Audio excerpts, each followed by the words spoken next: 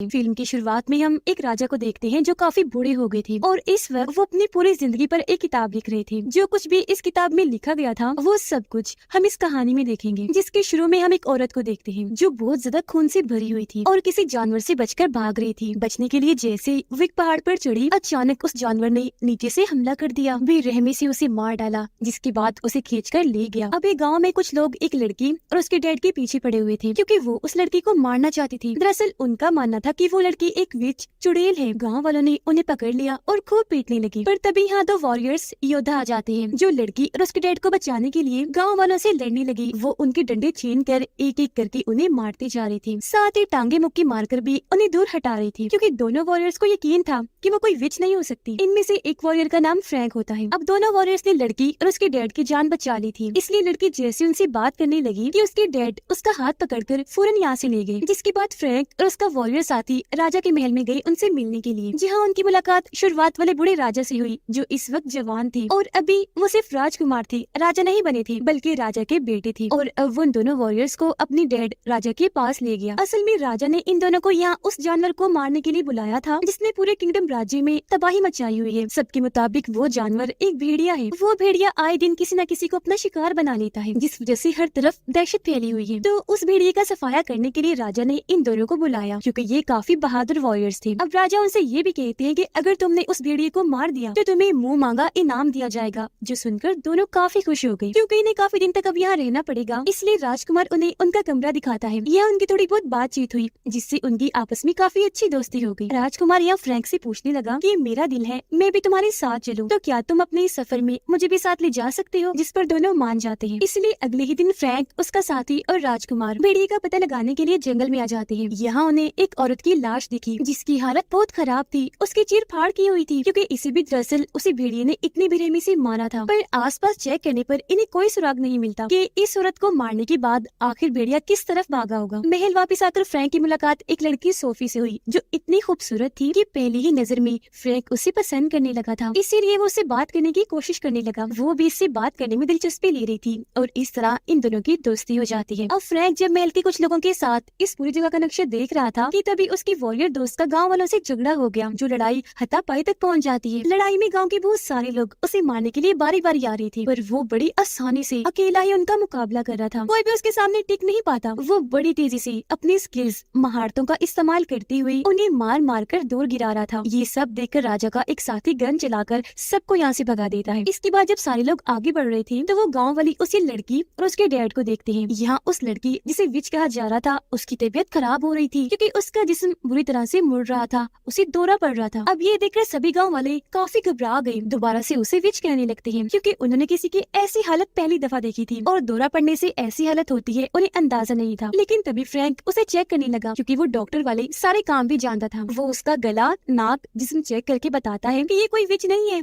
बल्कि इसे सच में दौरा पड़ा है, ये बस बीमार है, तो आगे से इसे कोई परेशान न करे। विच विच कहकर छोड़ दे अब इसकी जान। फिर अगले दिन राजा के सभी साथी जंगल में गए। सभी के पास गन्स थी जिनकी मदद से वो सारे ही भेड़ियों का शिकार करने लगे। शूट कर करके उन्हें मार गिरा रहे थे ताकि अगर इनमें से कोई वो भेड़िया हुआ जो लोगों का शिकार कर रहा है तो उसके मरने से सब ठीक हो जाएगा, गांव में फिर से सुकून का माहौल बन जाएगा। उधर फ्रैंक और उसका साथी इस शिकार से दूर जंगल को चेक करने आया था जहाँ इनके साथ सोफी भी थी कि तभी यहाँ एक सफेद भेड़िया भागता हुआ आया जो सिपाहियों से बच कर आया था, जिसे देख सोफी उसकी तरफ गन करके बस शूट करने ही वाली थी कि तभी फ्रैंक गन पकड़कर उसे रोक देता है, ये कहते हुए कि नहीं, इसे मत मारो क्योंकि ये बेचारा अपनी जान बचाकर यहाँ आया है और अब हम इसे मार दें। उधर राजा के सिपाहियों ने बहुत सारे बेकसूर भेड़ियों को मार दिया था सिर्फ इस उम्मीद पर कि इनके साथ अगर वो भेड़िया मर गया तो सब ठीक हो जाएगा। सारे लोग क्योंकि भेड़िए के हमले की वजह से परेशान थे इसलिए एक चर्च में जमा हुए जहाँ का फादर सबसे कह रहा था कि उस भेड़िए से अगर आप बचना चाहते हैं तो दुआएं करें और कोई रास्ता नहीं है। इतनी ही देर में यहाँ एक आदमी आया जो बेहद घबराया हुआ था। वो फादर के पास आकर कहने लगा, फादर बहुत बुरा हो गया है, मेरे बेटे पर उस भेड़िए ने हमला कर दिया है जिस वजह से वो जख्मी बेहोशी की हालत में पड़ा हुआ है। घर पर भी नहीं, एक केव गार में नहीं, उसकी हालत बहुत खराब है, प्लीज कुछ करे, मैं आपके आगे हाथ जोड़ता हूँ, कैसे भी करके उसे बचा ले। ये सुनते ही सारे लोग वहाँ से निकलकर उस भेड़िए को पकड़ने के लिए चले जाते हैं, क्योंकि उन्हें लग रहा था कि हमला करके भेड़िया ज्यादा दूर तक नहीं भागा होगा, हम उसे पकड़ लेंगे। जंगल में आगे बढ़ते हुए फ्रैंक को एक और लाश देखी, जिसकी भी हालत बहुत खराब थी, क्योंकि इसे भी उस भेड़िए ने ही मारा था। पर लाश को चेक करने पर फ्रैंक को उसके ऊपर से लोहे का एक छोटा सा टुकड़ा मिला, जिसे वो अपने पास रख लेता है। अब फ्रैंक के वॉरियर दोस्त को उस केव गार्ड से आदमी का बेटा सच में बहुत जख्मी बेहोशी की हालत में मिल जाता है, जिसे उठाकर फौरन वो अपने साथ ले गया उसका इलाज करवाने के लिए, ताकि जैसे वो होश में आए उससे जान सके कि आखिर वो भेड़िया कैसा दिखता है। अब फ्रैंक वापस आकर राजा और बाकी लोगों को बताता है कि मुझे एक लाश पर से लोहे का टुकड़ा मिला है, जिसे भी उस भेड़िए ने ही मारा है, और ये लोहे का टुकड़ा उस भेड़िए का ही है। पर भेड़िए पर तो कोई लोहे की चीज कवर होता ही नहीं है, तो मेरे हिसाब से ये कोई मामूली भेड़िया नहीं है, या ये भी हो सकता है कि वो भेड़िया हो ही ना, बस भेड़िए जैसा दिखने वाला ही कोई जानवर हो। अब उसकी ये बात सुनकर राजा और सभी लोग काफी दंग रह गए, पर इस पर कोई यकीन नहीं करता। हर कोई सोच रहा था कि फ्रैंक के हिसाब से अगर वो भेड़िया नहीं तो क्या है, और वो कहाँ से आया, क्यों आया। तो ये सारा मामला देखते हुए राजा फ्रैंक को भेड़िए को मारने वाले काम से हटा देते हैं, क्योंकि उनके नजदीक ये पेशन कोई गलत है, बेबुनियाद है। जिसके बाद वो कहते हैं कि अब से भेड़िए को मारने का काम दूसरे किंगडम से आया शिकारी करेगा। जो सुनकर फ्रैंक काफी उदास भी हो गया, साथ ही उसे काफी गुस्सा भी आ रहा था। अब उस आदमी का बेटा होश में आ गया था, जो खुशकिस्मती से हमले के बाद भी बच गया। तब वो बताने लगा कि जिसने मुझ पर हमला किया वो कोई भेड़िया नहीं बल्कि अलग ही जानवर था, जिसका नाम मैं नहीं जानता। मैं क्या कोई भी नहीं जानता होगा, क्योंकि उस तरह का अजीब जानवर शायद ही किसी ने देखा हो। उसकी जिल्द काफी अजीब सी नोकदार गंदी सी थी, जो मैंने आज तक नहीं देखी। साथ ही वो जानवर खुद हमला नहीं करता, बल्कि उसे एक इंसान कंट्रोल करता है, जिसके हाथ खुद भी काफी डरावने से हैं। वो आदमी जैसा जैसा कहता है जानवर उसकी बात मानकर वैसे ही करता है। ये सुनकर सारे लोग काफी दंग रह गए। उसे संभालते हैं कि बच्चा डरा हुआ है इसलिए ऐसी बातें कर रहा है, यानी कि उन लोगों को बच्चे की बात पर यकीन नहीं आ रहा था, क्योंकि वो सोच रहे थे कि भला इतना खतरनाक जानवर कोई कैसे कंट्रोल कर सकता है। अब कुछ दिन के बाद फ्रैंक को वो शिकारी अपने पास बुलाता है, जिसे राजा और उनके लोगों ने उस भेड़िए को मारने का काम दिया था। फ्रैंक जब वहाँ पहुंचा तो शिकारी कहने लगा कि मैंने एक भेड़िए को पकड़ा है। अभी तक तुमने उस खतरनाक भेड़िए या जानवर के बारे में जो बातें भी सुनी है, यानी वो कैसा दिखता है, तुम बिल्कुल वैसे जिस्म इस भेड़िए का बना दो, ताकि मैं इस भेड़िए को मार कर सबको बताऊं कि आखिर मैंने उस जानवर को मार ही दिया, जो सबका शिकार करता आ रहा था, जिससे सब मेरी वाह करेंगे, मैं सबका हीरो बन जाऊंगा। अगर तो फ्रैंक तुमने ऐसा कर दिया तो मैं तुम्हें बहुत सारे पैसे दूंगा, वरना तुम मुसीबत में पड़ सकते हो। जिस पर फ्रैंक इस काम को करने के लिए मान गया, क्योंकि उसे पैसों की बहुत जरूरत थी। वो उस भेड़िए के जिस्म को बदलकर खतरनाक जानवर में बदल देता है, जो बिल्कुल वैसा ही दिख रहा था जैसी बातें अब तक उस भेड़िए के बारे में सुनी गई थी। काम खत्म करने के बाद फ्रैंक महल आया सोफी से मिलने के लिए, क्योंकि भेड़िए के काम से उसे हटा दिया था, इसीलिए वो ये जगह छोड़कर जा रहा था। तब वहाँ जाकर फ्रैंक को पता चला कि सोफी का मंगेतर, जो उसे पसंद करता है पर सोफी नहीं करती, उसे फ्रैंक और सोफी की दोस्ती के बारे में पता चल गया था। तो उनकी दोस्ती तोड़वाने के लिए वो सोफी को फ्रैंक की बनाई हुई एक लड़की की पेंटिंग दिखाता है, जो नॉर्मल पेंटिंग नहीं लग रही थी, जो देखकर सोफी बहुत ज्यादा दुखी हुई, ये सोचकर कि इसका मतलब फ्रैंक मुझे धोखा दे रहा था। हालांकि फ्रैंक ने उसे समझाया कि ऐसा कुछ नहीं है, पर उसे तो इतना गुस्सा था कि वो फ्रैंक को यहाँ से जाने को कहती है, जो सुनकर उसका दिल टूट गया। दुखी होकर वो यहाँ से भी चला जाता है। उधर वो शिकारी फ्रैंक के बदले हुए जानवर की लाश सबके सामने लाकर बताता है कि यही वो खूंखार जानवर है जो सबको मार रहा था, और देखो आज मैंने इसे मार ही गिराया। जो देखकर सारे लोग काफी खुश हो गए कि शुक्र है आखिर हमने उस जानवर से छुटकारा हासिल कर ही लिया, और उसे सच में महान और हीरो कहने लगते हैं।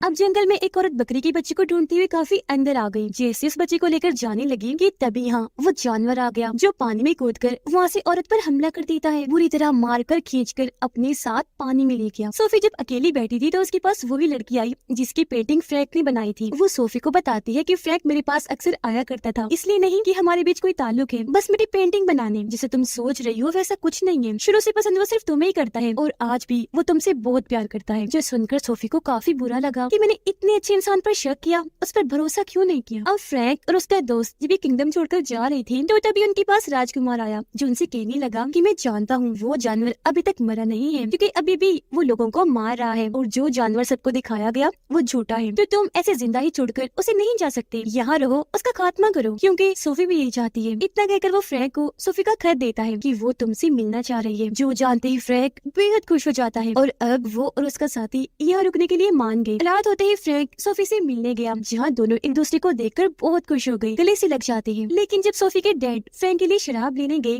तो वहाँ वो खूंखार जानवर आ गया, जो आकर जोरदार उसके डैड को टक्कर मार देता है। फिर उन पर एक साथ इतनी बार वार करता है कि उनकी मौत हो जाती है। और अब वो जानवर सोफी और बाकियों पर हमला करने के लिए उनकी तरफ बढ़ने लगा, जिससे अब यहाँ हम उस जानवर को ठीक से देख पाते हैं, जिसकी जिल्द सच में काफी अजीब नोकदार थी। हालांकि कोई खतरनाक जानवर नहीं था, बस इसे इस तरह का कवर पहनाकर खतरनाक और खूंखार दिखाया जा रहा था, यानी ये उसकी अपनी जिल्द नहीं थी। पर इस कवर की वजह से वो इतना ताकतवर और खतरनाक बन गया कि कोई उसके सामने टिक नहीं पाता था। और अब जैसे ही वो सोफी पर हमला करने के लिए उसकी तरफ बढ़ा कि तभी वो आदमी जो उसे कंट्रोल कर रहा था सीटी बजाकर उसे अपने पास बुला लेता है। अगले दिन फ्रैंक, उसका दोस्त और राजकुमार तीनों प्लान बनाकर जंगल में आए ताकि उस जानवर और उसे कंट्रोल करने वाले इंसान को पकड़ सके। थोड़ा आगे जाने पर फ्रैंक के दोस्त को वो जानवर देख ही गया, जिस पर ये हमला कर देते हैं, गोलियां चलाने लगे। पर जैसे वो गड्ढे में गिरा, लकड़ी का ट्रैप जाल फेंककर उसे पकड़ने लगे। और वो इतना ताकतवर था कि जाल तोड़कर भाग जाता है। जाते जाते वो राजकुमार पर ऐसा वार करता है जिससे वो काफी जख्मी हो गया, जबकि फ्रैंक और उसका दोस्त अभी तक उसका पीछे नहीं छोड़ते। वो लगातार उसे शूट करके चीजें मारकर काफी हद तक जख्मी कर देते हैं, जिसके बाद दोबारा से उसे लकड़ी के जाल में कैद कर दिया जाता है। लेकिन वो दोबारा अपनी ताकत लगाकर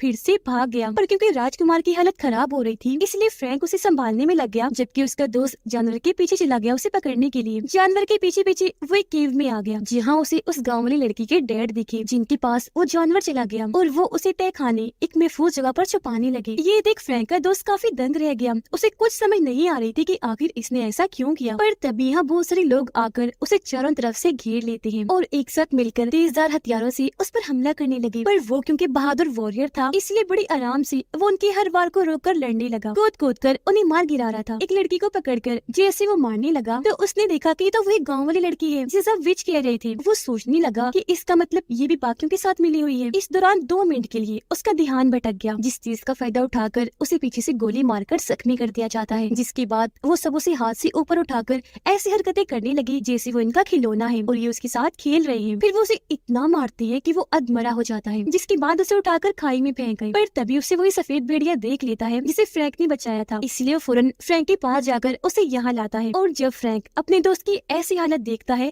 तो दुखी होकर बहुत रोने लगता है। फिर उसे उठाकर वो घर ले आया, उसका इलाज करने लगा, पर कोई फायदा नहीं था क्योंकि वो तो काफी देर पहले ही अपना दम तोड़ चुका था। ये देख उसे बहुत गुस्सा आया। अपने दोस्त का बदला लेने के लिए वो अकेला ही उन लोगों का खात्मा करने चला गया जिन्होंने उसके दोस्त का ऐसा हाल किया।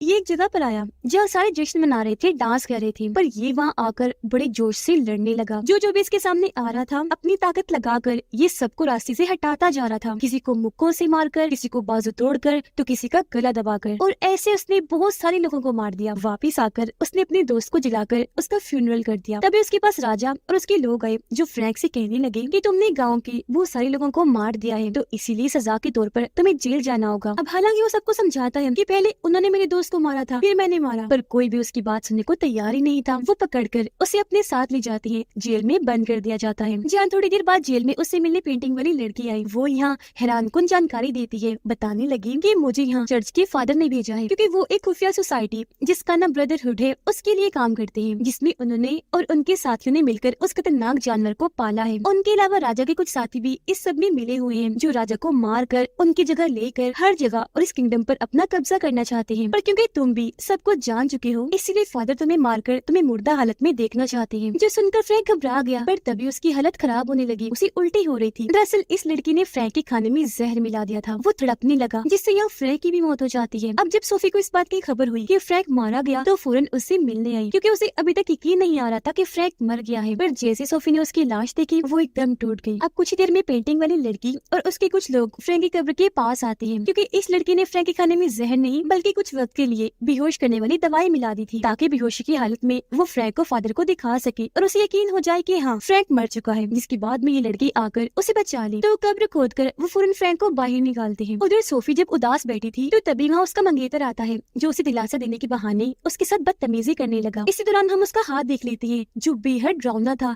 लंबे लंबे नाखून भी थे जो बिल्कुल उस इंसान के हाथ जैसा था जो खतरनाक जानवर को कंट्रोल कर रहा था। जिससे यहाँ साफ हो गया कि यही वो इंसान है जो जानवर को कंट्रोल करके लोगों को मरवा रहा है और फादर के साथ उस ब्रदरहुड खुफिया सोसाइटी का हिस्सा है जो सभी उस जानवर के जरिए किंगडम में खौफ दहशत फैलाकर लोगों को मार रही है ताकि इसी तरह राजा को भी मारकर पूरे किंगडम को अपने कब्जे में ले लें। ये सारी बातें वो सोफी को बताते हुए उसके साथ और बदतमीजी करने लगा, मारकर बेहोश कर देता है। उधर फ्रैंक को बहुत गुस्सा आ गया था, इसीलिए वो फुल गुस्से में फादर और ब्रदरहुड के सभी मेंबर्स के पास आता है। फिर एक एक करके सभी पर भारी हमला करके उन्हें मारने लगा और अपनी स्किल से बहुत सारे लोगों को मार गिराया। जिसके बाद अब उसे लड़ने आया सोफी का मंगेतर। अब सोफी की वजह से फ्रैंक को तो पहले उस पर काफी गुस्सा था, इसीलिए वो फुल गुस्से के साथ उससे भिड़ जाता है और यहाँ इनकी बहुत खतरनाक लड़ाई छिड़ गई। दोनों तलवार लेकर एक दूसरे पर भारी पड़ रहे थे, पर एक वक्त ऐसा आया जब फ्रैंक ने उस पर काबू पा लिया। वो उसे इतना मारता है कि जान से मार देता है। अब वो फादर फ्रैंक से बचते हुए जंगल में भाग गया था, लेकिन तभी यहाँ बहुत सारे भेड़िए आकर उसे घेर लेते हैं, एक साथ उस पर हमला करके बहुत बुरी तरह उसे मार देते हैं क्योंकि उसका बहुत बुरा हाल कर दिया था उन्होंने। अब राजकुमार फ्रैंक के पास आकर खबर करता है